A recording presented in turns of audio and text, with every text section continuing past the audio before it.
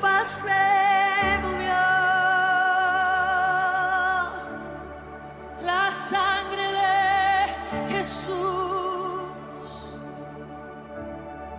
gran sacrificio fue.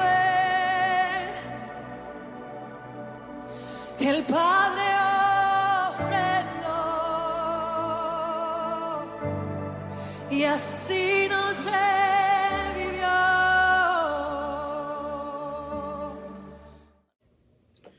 Dios te bendiga durante esta Semana Santa que tiene tan hondo y profundo significado para cada uno de nosotros.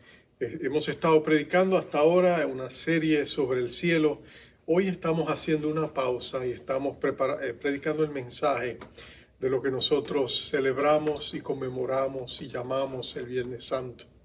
El Viernes Santo es uno de los días más importantes del calendario cristiano, segundo, por supuesto, al Domingo de Resurrección, pero es un día inolvidable, queda enmarcado en la conciencia colectiva de la Iglesia como el día en que nuestro amado Señor Jesucristo murió en la cruz del Calvario. Y yo quisiera que por un momento revisitáramos esos momentos en la cruz del Calvario, no para de alguna manera sufrir y acercarnos a esa cruz, por supuesto con reverencia, pero sin que nos robe el gozo y la alegría de lo que la cruz misma significa para nuestra redención. Vamos a mirar un poquito los eventos que llevaron a este momento histórico. Y yo quisiera llevarte a los últimos 2 versos del Evangelio según San Juan, el capítulo 19. Y allí dice la palabra de Dios. En el nombre del Padre, del Hijo y del Espíritu Santo. Después de esto, sabiendo Jesús que ya todo estaba consumado, dijo, para que la Escritura se cumpliese, tengo sed. Y estaba allí una vasija llena de vinagre. Entonces ellos empaparon en vinagre una esponja y poniéndola en un hisopo se la acercaron a la boca. Cuando Jesús hubo tomado el vinagre, dijo, consumado es. Y habiendo inclinado la cabeza, entregó el Espíritu. Vamos a orar. Padre, nos acercamos a este precioso día con sentimientos encontrados, por un lado conmovidos por el gran costo que tú sufriste al dar la vida de tu único Hijo. Señor, Jesús sufrió lo indecible, una muerte cruenta, pero también tú sufriste, Padre de la gloria, Padre de misericordia, porque en aquel supremo sacrificio tú entregaste lo más amado que tenías. Y lo hiciste por amor a cada uno de nosotros, así que en esta hora te pedimos que nos hables por amor a tu nombre y que nosotros podamos recibir ese profundo amor y que sea un amor esperanzador que nos levante el ánimo, que nos aliente a seguir, porque si tú no escatimaste lo mejor que tenías por nosotros, oh Señor, hay promesa para nosotros, hay esperanza para nosotros y hay lugar donde ir a buscar nuevas fuerzas cuando las necesitamos. Y es esa misma y bendita cruz de donde la sangre de Cristo nos declara con un veredicto final. Dios nos ama, Dios nos quiere y somos hijos amados en quien Él quiere derramar su gracia infinita.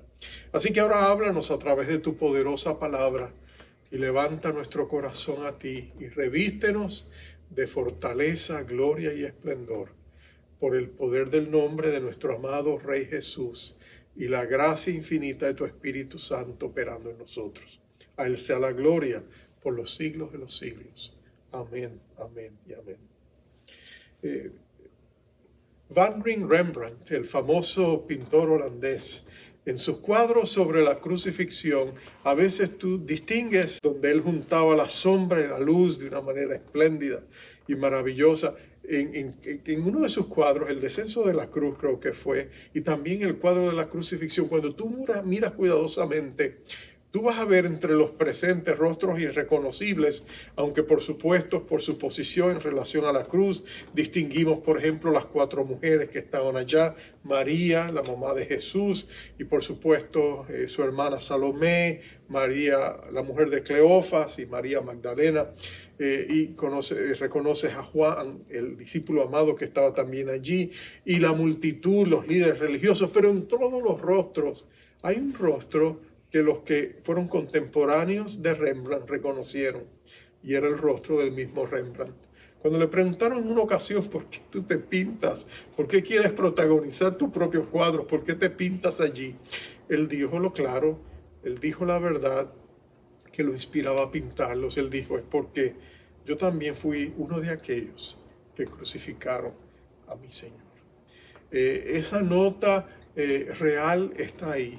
Tú miras la vida de los grandes hombres y mujeres de Dios que fueron cristianos y tú ves que en el corazón de cada uno de ellos la muerte de Jesucristo era posiblemente la razón que explicaba su devoción, su entrega y su servicio. Ellos habían llegado a la conclusión de que Jesucristo había muerto por ellos y ahora, copartícipes de esa muerte, en ese sentido de sacrificio por ellos, ellos querían vivir sus vidas para Jesús. Todos recordamos las palabras del insigne apóstol Pablo, aquel maravilloso judío que dejó una marca indeleble, imborrable en la historia de la iglesia después de Jesús. Nadie realmente se le compara su sacrificio, su entrega, sus cartas, todo el legado de fe que él nos dejó. Nosotros sabemos que el lema de su vida, para mí el vivir era Cristo, el morir era ganancia.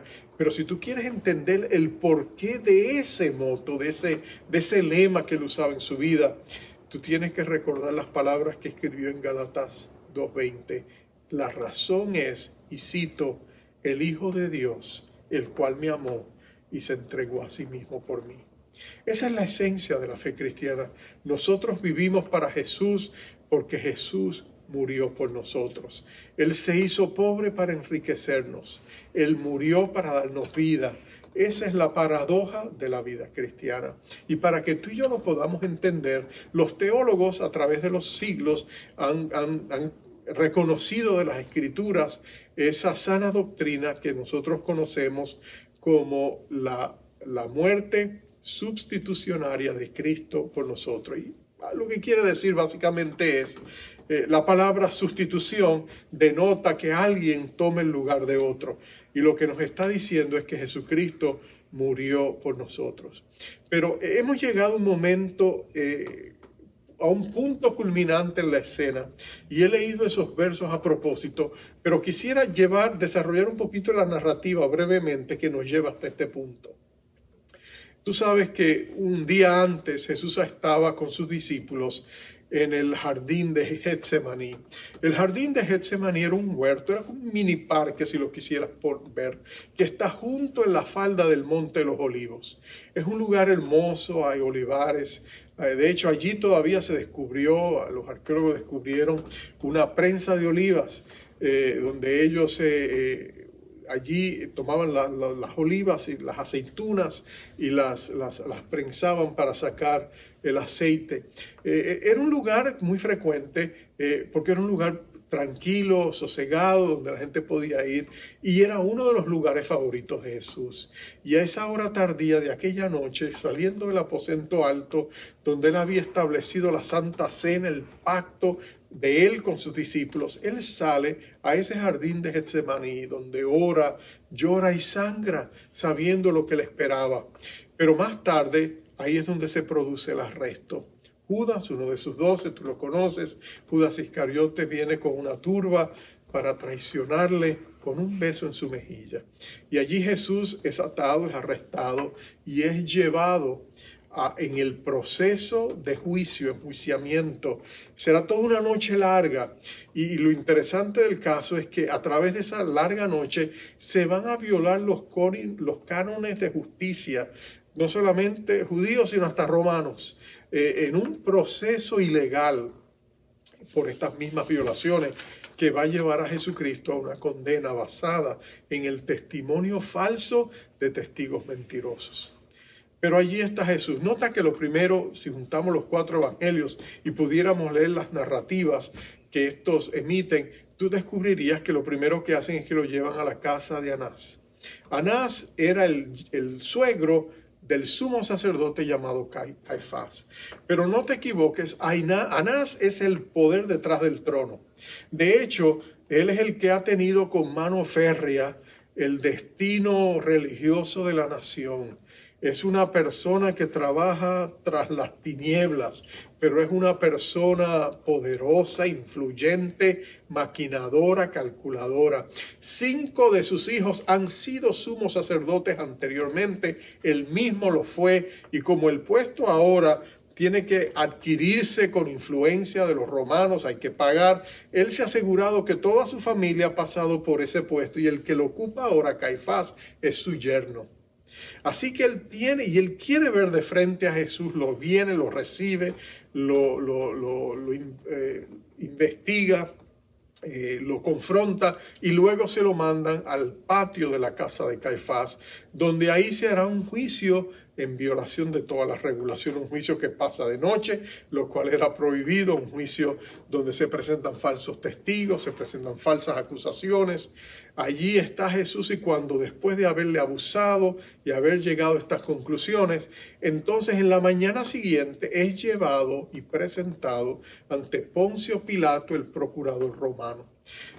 Poncio Pilato era un hombre sin escrúpulos, la historia es escueta con él, lo presenta en sus verdaderas luces. Era un hombre que no tenía escrúpulos, era un hombre que sabía obtener ganancia financiera de su puesto, era un hombre inmisericordia, no tenía piedad de nadie, era sangriento, era colérico, era una presencia imponente. El tipo de persona que los romanos pensaban que necesitaban en un lugar como Israel, donde había un trasfondo religioso que era antagónico a los intereses de Roma. Así que él está allí, y allí le presentan a Jesús. Allí él interroga a Jesús.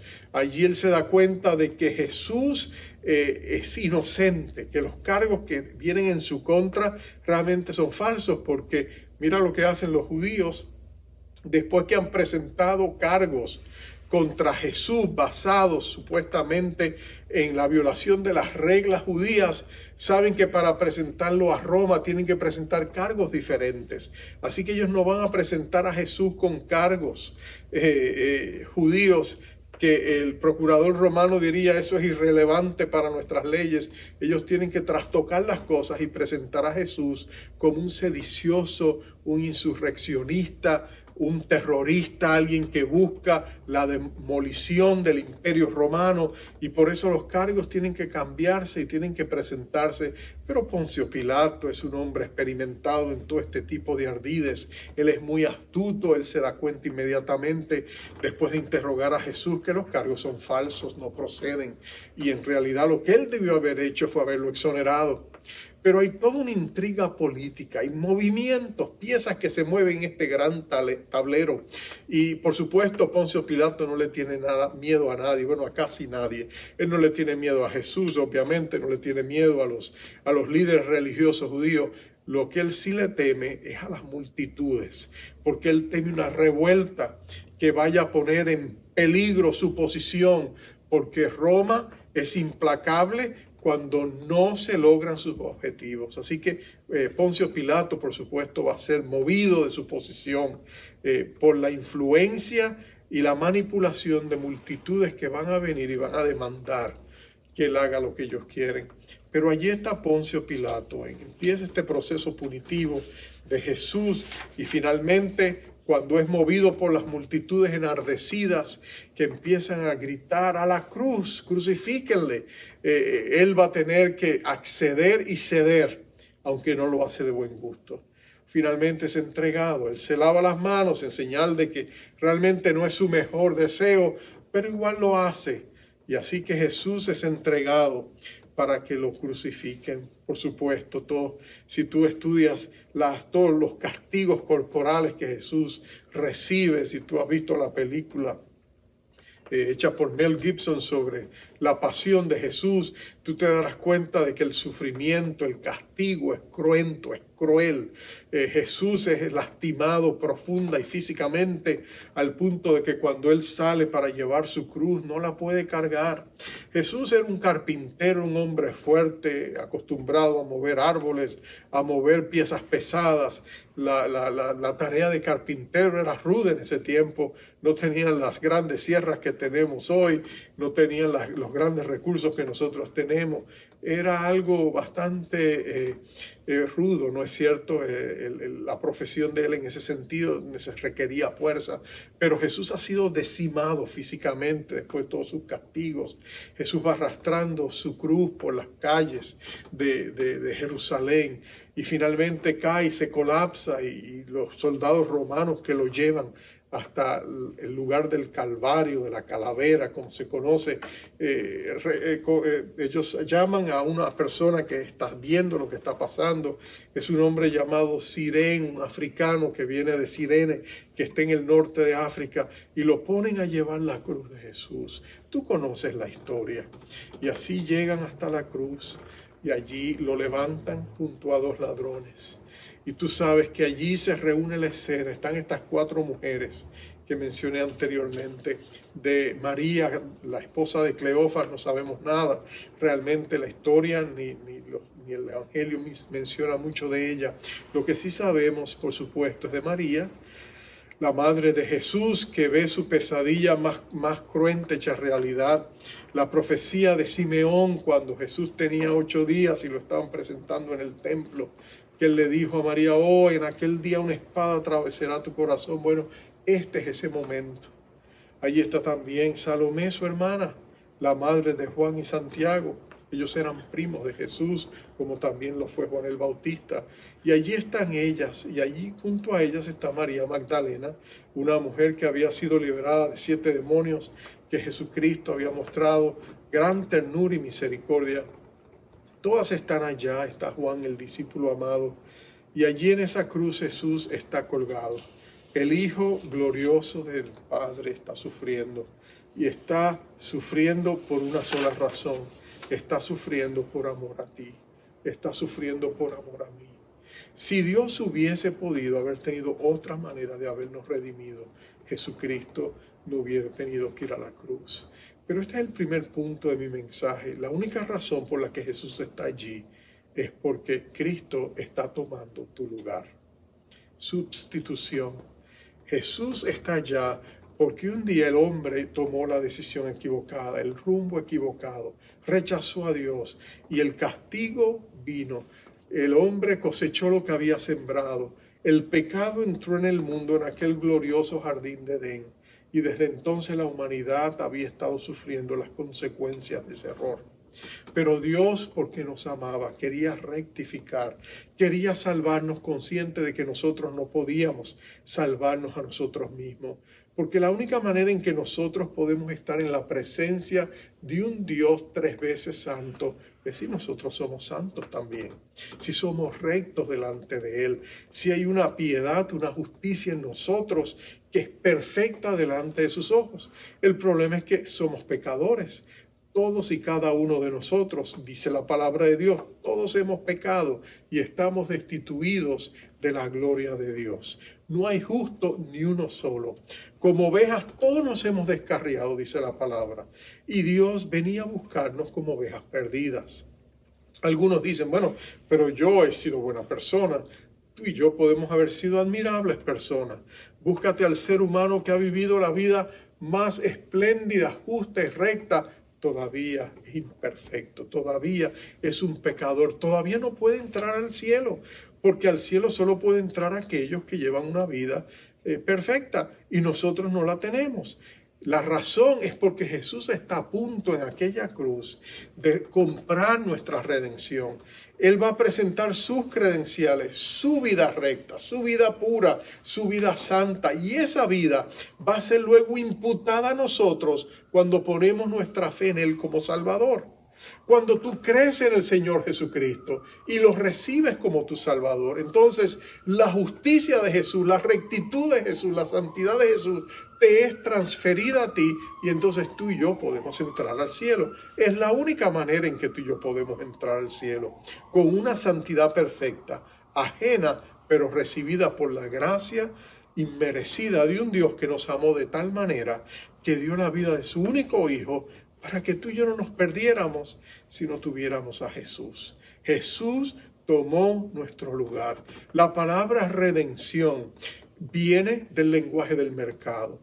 Los esclavos eran redimidos cuando eran comprados. De igual manera nosotros fuimos comprados, no con oro ni plata, no con dólares, sino con la sangre preciosa del Hijo del Dios vivo. Y en términos monetarios, no hay nada más valioso que la sangre preciosa del Hijo perfecto de Dios. Una gota de esa sangre es más poderosa que todo el reino de las tinieblas. Y ese es el costo que tú y yo tuvimos. Ese fue el precio que el Padre tuvo que pagar por amor a ti, por amor a mí. Eso es, Jesús tomó nuestro lugar y lo entregó todo.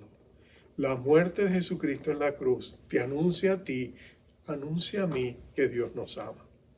Y en los momentos más difíciles de nuestra vida, en los momentos cuando estamos más conscientes de nuestro pecado, de nuestro fracaso, de lo vil que todavía hay en nosotros, debemos recordar de que ese amor nos levanta, ese amor nos exalta, nos enaltece, porque es el amor que Dios ha derramado en nuestros corazones. Es el amor que nos dice, Dios te amó de tal manera. Pero nota que Jesucristo no solamente tomó nuestro lugar, Jesucristo redimió precisamente nuestros pecados. En la cruz la redención queda demostrada. Una persona puede decir, pastor, pero usted no me conoce. Yo he cometido los crímenes más horripilantes. Yo he sido el criminal peor de todos. Bueno, en la cruz del Calvario hay suficiente gracia para ti. Nadie puede decir que sus pecados son más grandes que la gracia de Dios. Nadie puede decir, Dios no puede perdonarme, mis pecados son demasiados. No, la gracia de Dios es abundante, es infinita, es suficiente para perdonar al peor de los pecadores. Pablo, el famoso insigne apóstol, diría que él era el peor de los pecadores porque él persiguió la iglesia. Y cuando dijo perseguir, quiere decir que él mató a estos cristianos. Cristianos murieron por la cruel persecución que él desató en Jerusalén. Y nota que aún habiendo sido él el peor de los pecadores, así se llamaba, la gracia abundante del Señor Jesucristo se derramó en su vida. Y por eso Pablo pudo escribir Primera de Corintios capítulo 13, la Oda al Amor, donde de los labios de este gran pecador él decía que el amor de Dios era lo más glorioso que había. Ese pasaje de Primera de Corintios 13, el capítulo del amor, fue escrito por un hombre que lo recibió en abundancia por medio del perdón que él recibió de sus atroces pecados. Tú y yo podemos recibirlo también. En el pasado he compartido esta historia, pero es tan maravillosa, quisiera repetirla una vez. Tengo un amigo pastor que me contó que en una ocasión él estaba predicando en su iglesia en Colorado, en Wyoming, era pastor en ese tiempo, y a su iglesia llegó un hombre después que se sentó y escuchó el mensaje, y después que todo había terminado el camino hasta él, y le dijo a mi amigo John, John, yo le quiero preguntar algo, pastor. John le dijo, sí, dice, ¿Cristo realmente puede perdonar todos nuestros pecados? Y mi amigo le dijo, claro, pero él lo dijo, eso es lo que todos me dicen, pero yo no lo puedo creer. Es que usted no entiende, le dijo, pastor, mis pecados son terribles. Y mi amigo le escuchó y le dijo, yo en la guerra de Vietnam yo era piloto de un helicóptero y nosotros lanzamos el agente naranja sobre villas enteras y matábamos mujeres, hombres y niños. Y yo no lo quería hacer, pero me obligaban. Y como yo era un hombre bajo autoridad que seguía órdenes como soldado, yo no podía negarme y no pude decir que no, pero mi conciencia desde entonces me ha estado remordiendo y yo siento que esos pecados fueron tan terribles que Dios jamás me podría perdonar. Y voy a donde quiera y los pastores me dicen, no, sí, Dios te puede perdonar, pero algo en mí todavía dice, no, es que ellos no saben lo terrible que yo fui. Bueno, gracias, pastor, de todas maneras. Dio la espalda y siguió caminando. Y mi amigo John dijo, oh, Señor, ¿qué le puedo decir? Y como un rayo de luz vino a su mente, inspirado por el Espíritu Santo, este pensamiento. Dile que los soldados en la cruz, Jesús los perdonó. Así que mi amigo lo siguió mientras él marchaba hacia la salida y le dijo, espera, los soldados. El hombre se miró a ver y le dijo, ¿qué soldados? Los soldados que estaban en la cruz. Ellos también estaban siguiendo órdenes del hombre. De pronto eso capturó su atención y empezó a acercarse nuevamente hacia mi amigo John. Y le dijo, los soldados en la cruz, ellos estaban siguiendo órdenes también. Habían crucificado a Jesús siguiendo órdenes. Sí, él le dije, pero Jesús dijo desde la cruz, perdona a los padres porque no saben lo que hacen. Jesús los perdonó. Y de pronto fue como si aquella misma luz que había iluminado su mente llegó al corazón de aquel hombre y el hombre empezó a llorar. Y dijo, sí, es verdad. Jesús puede perdonar mis pecados. Porque en la cruz tú y yo encontramos que Jesucristo realmente perdona todo lo mal que hemos hecho. Sabes que como pastor muchas veces he tenido la oportunidad de estar al umbral de la eternidad con santos hombres y mujeres de Dios que están por morir. Es un privilegio que ningún pastor toma ligeramente, porque es un momento sublime, especial, un momento donde a veces hay dudas, hay temores, hay incertidumbre, aún en cristianos que han vivido agarrados de la gracia de Dios. En ese momento, al frente al umbral de la eternidad, todos temblamos. Y hay momentos donde necesitamos que se nos reasegure de la gracia de un Dios que es cumplidor de promesas y mantenedor del pacto inquebrantable de nuestra salvación.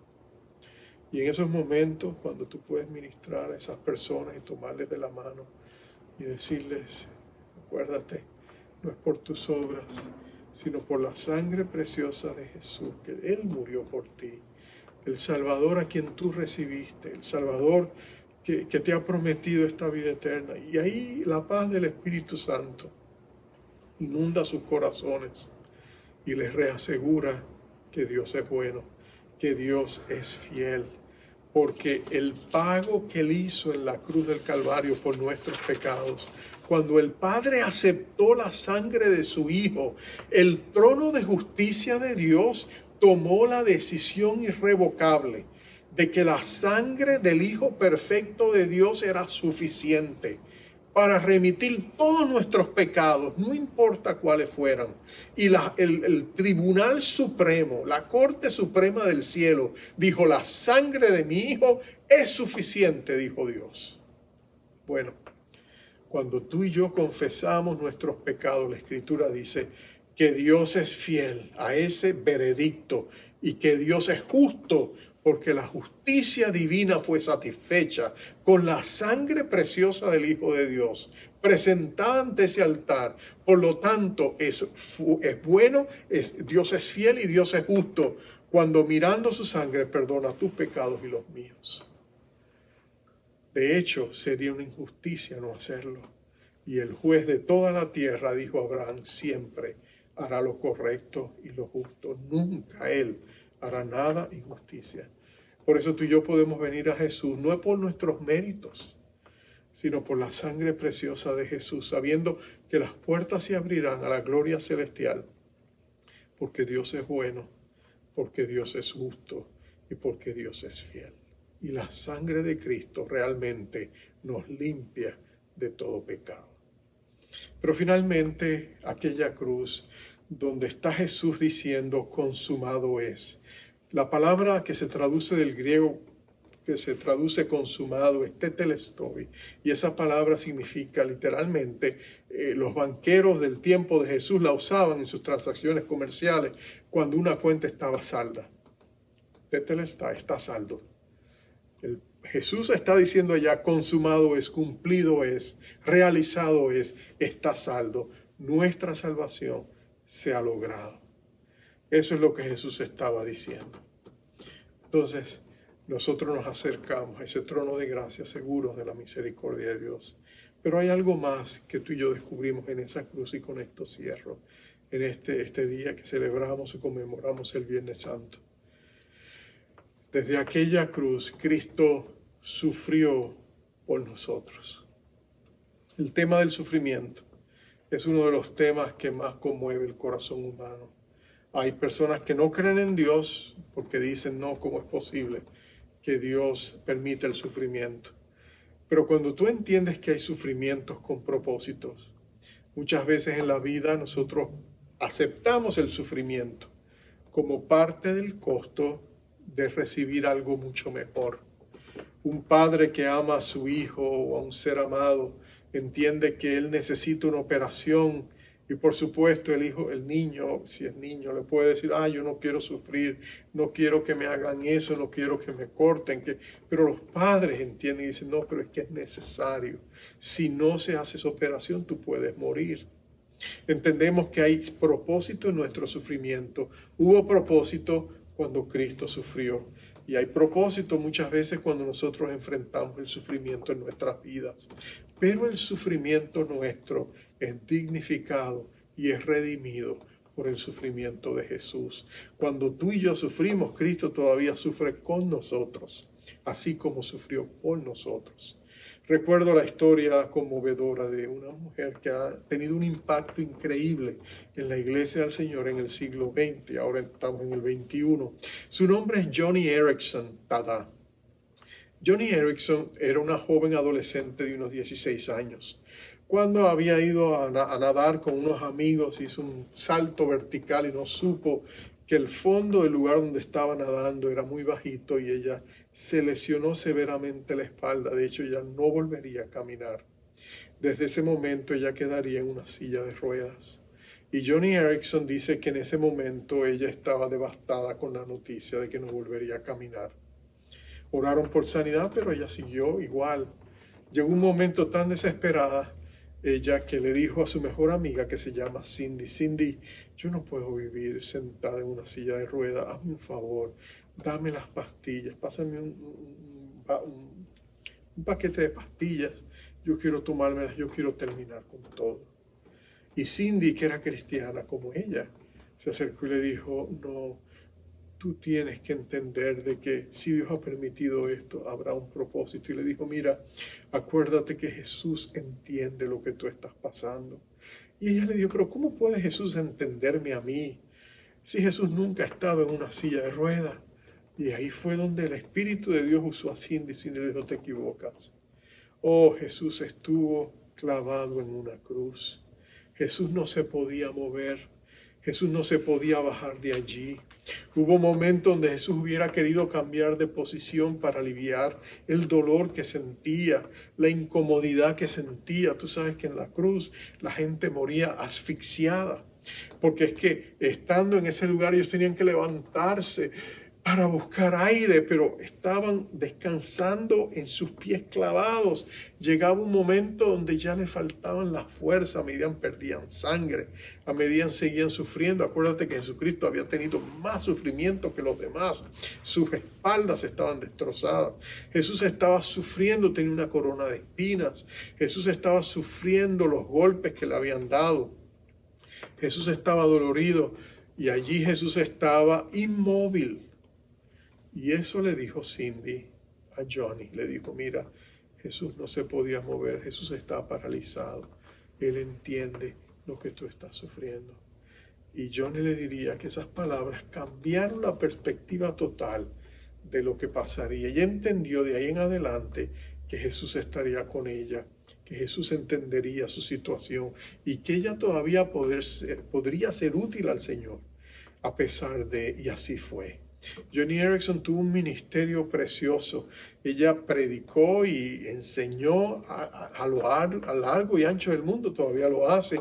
Ella de hecho llegó a ser una gran pintora pintando con sus labios. y algunos de sus cuadros son muy reconocidos, algunas de sus postales, dibujos que ella hizo y pinturas que ella hizo todavía son aclamados.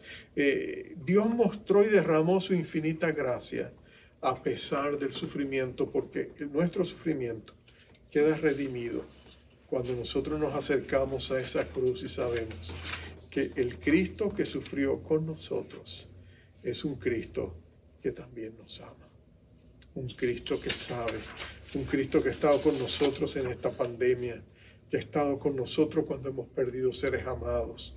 Un Cristo que nos dice, confía y descansa en mi amor. Cree en las promesas de mi pacto. Y sobre todo, cree y confía en mi palabra. Nos acercamos a este día de Viernes Santo y celebramos que de tal manera Dios nos amó que Él completó nuestra redención. Somos salvos por la misericordia de un Dios que dio todo por amor a ti, por amor a mí. Eso es digno de ser celebrado. Vamos a orar.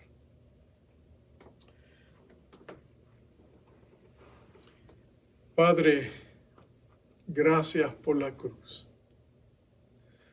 En el pasado fue inventado por los persas como un instrumento de dolor, de crueldad. Pero tú la transformaste en un instrumento de salvación, de redención. Lo que el diablo quiso para mal, una vez más, tú lo hiciste para bien. Por eso hoy día, 2000 años después, todavía podemos acercarnos no a la cruz, sino al Cristo que estuvo en ella y que hoy está sentado a la diestra tuya. Y ante ese glorioso Salvador podemos decirle, gracias Dios mío por haber dado todo, por salvarme a mí. Gracias por tu infinito amor. Gracias que la muerte de Jesús asegura nuestra salvación si ponemos nuestra fe en Él. Y en este día declaramos, Señor, yo creo en ti. Yo declaro que tú eres mi Salvador. Yo declaro que tú moriste por mis pecados. Yo declaro que tú resucitaste también para darme no solamente una salvación, sino una gran herencia en los cielos. Una herencia inmarcesible, una herencia incorruptible e incontaminada y que está reservada para nosotros en los cielos, como decía el apóstol Pedro, que somos guardados por el poder de tu esperanza y de tu misericordia. Señor, en estos días en que ha sido tan difícil vivir, queremos acercarnos ante ti y decirte gracias por todo lo que has hecho, por tu provisión, por tu protección y aún por tu consolación cuando la hemos necesitado. Señor, infúndenos de nuevos bríos, nuevas fuerzas. Permite que este Viernes Santo sea la cima de la cual podamos mirar a un mejor porvenir lleno de oportunidades que tú tienes preparadas para un futuro cercano. Ayúdanos a levantarnos para poner nuestra esperanza en ti, porque el mismo amor que te llevó a esa suprema entrega en la cruz del Calvario es el mismo amor que nos dice hoy, no temas porque yo estoy contigo. No desmayes, yo soy tu Dios que te esfuerzo. Siempre te ayudaré, siempre te sustentaré con la diestra de mi justicia, de mi rectitud. Así que recibimos ese amor y nos fortalecemos en él.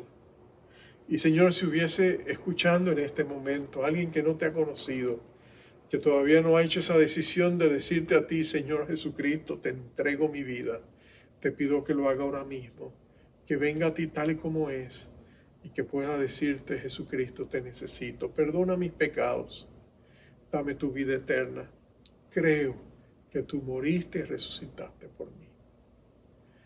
Ven a mi vida, cambia mi vida, hazme la persona que tú quieres que yo sea. Y Señor, con esas meras palabras se acerca al trono de una gracia irresistible, donde tú les dices, bienvenido eres y nos redimes. Así que Padre, guárdanos en el poder que hay en tu nombre y bendice nuestro caminar contigo. Y prepáranos para las bendiciones que están por venir en un futuro cercano. En el nombre glorioso de Jesucristo te lo pedimos todo. Amén. Amén y amén. Te envío en este día tan especial con la bendición acostumbrada y segura que nos da el libro de Números. Jehová te bendiga, Jehová te guarde, Jehová haga resplandecer su rostro sobre ti y tenga de ti misericordia. Jehová alce sobre ti su rostro y ponga en ti paz. Dios te bendiga. Tan grande fue tu amor, tomaste mi lugar y no te importó lo que habrías de sufrir. Abrazaste el dolor para rescatar un pueblo para ti, para ti.